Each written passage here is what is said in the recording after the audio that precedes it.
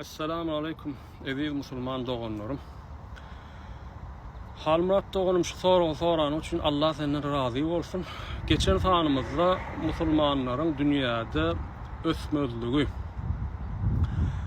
gayrimüslimlerin, musulman bolmayanların ösmögü barada bir gurrun geçti. Şu taada hani musulmanların Allah'ını tanımaktan, onun kitabını, peygamberini tanımaktan uzak bolanlar üçün ösenoklar yalak bir söz geçti. Bunun sebebi näme olar diýe hani Allah'ın has gowtanyýar, şoň üçin ösýärlermi diýip aýtdy. Sonra oşol. Allah Taala'nın bu yaradan äleminde iki sany özüni görkezýän ayetlerinin jemlenen iki sany kitabı var. Olaryň birinjisi Allah Taala'nın kelam sıfatından çıkan ayetleri bolan Kur'an-ı Kerim. Ol kelam bilen ýazylýar. Ve kitabın arasında yerleşen şu Allah Taala'nın 6666 sany ayeti, yani Allah Taala'nın varlygyny, birligini görkezýän, açyk bir şekilde dil bilen aýdylýan ayetler bolýar. Oňa biz ayet diýär. Ayet näme diýmek?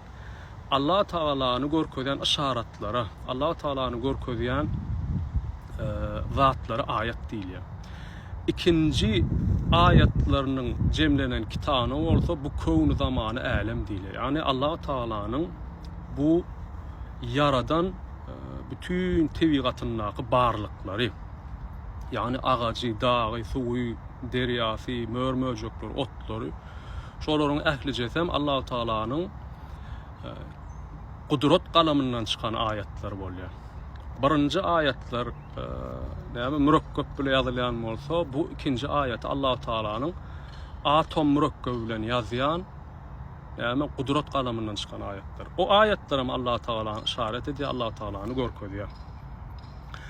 Allah Taala näme Kur'an-ı Keriminde innel arda yerisa ibadiye salihun, musulmanlardan salih bolan insanlar ýerüzüne mirasçy bolar diýip ayet geçýär. Ana şo salihlaryň şo iki kitabam birlikde gowy bir şekilde okap öwrenmeklerini isleýär. Şonu öwrense dünýäde näme ösýärler, dünýäde başarnykly bolýarlar diýip aýdýar Kur'an-ı Kerimde. We diýmek Allah Taala'nın kudret kalamından çıkan, yani fizikasyny, biologiýasyny, insanyň psikologiýasyny, şu bütün alımlarım Allah Taala'nın yankı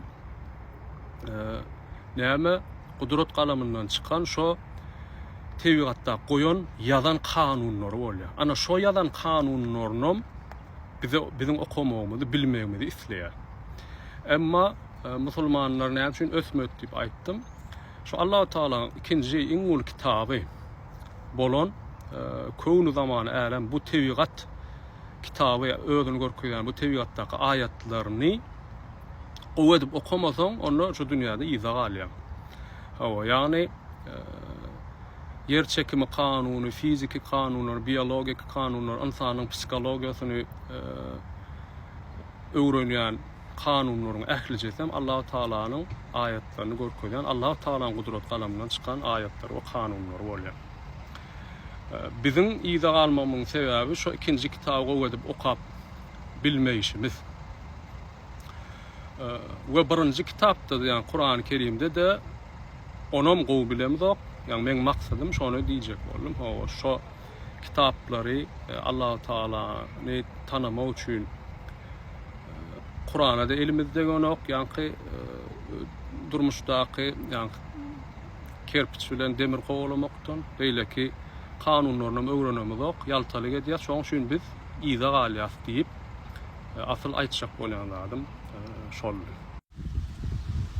Ve Allah Taala'nın iki sany kanuny var. Biri dini we İslam kanunlary bolan şeriat kanunlary. Şeriat kanunlaryny ýerine ýetirse Allah Taala onun garşylygyny, onun sawabyny ahiretde berýär. İkinci kanuny bolan bu kownu zamanlaky tebigat kanunlary var. Yani tebigatdaky yer çekimi, ondan soň fiziki, biologik, psikologik bütün bu kanunlaryna da tekvini kanunlar diýilýär. O tekvini kanunlaryny bolsa dünýäde hareket etsen onun karşılığını dünyada berýär. Onu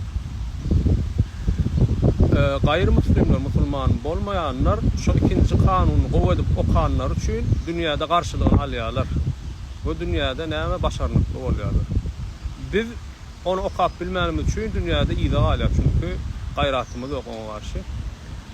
Ve men diýen adam şeriat kanunlaryny da, ýani dini we İslam kanunlaryny da gatyr bilgimiz ýok. Ýani Kur'an'dan hem ondan soň ýani şeriat kanunlarynyň habarymyz ýok. Şoň üçin näme diýär musulmanlar ýygy alýar. Asal aýtjak bolan adam şol. Ve seredýän bolyn käwat Ýewropada, Amerikada insanlara seredýän adamlara seredýän musulman däl.